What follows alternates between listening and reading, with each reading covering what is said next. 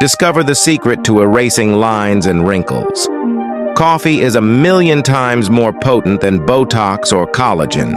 Put 1 spoonful of coffee in a pot and add 200 milliliters of water.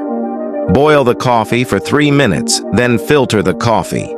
Add a tablespoon of cornstarch and stir well until the cornstarch is dissolved. Transfer the mixture to a saucepan and put the mixture on low heat. With constant mixing, you will get a creamy mixture like this. Pour the mixture into a bowl and add 1 spoonful of aloe vera gel. Mix well, then add 1 teaspoon of coconut oil. Store the mixture in a glass jar with a lid, and you can store it in the refrigerator for 7 days. How to use the cream. Apply the cream in the evening before bedtime. Massage well on the skin of the face and neck.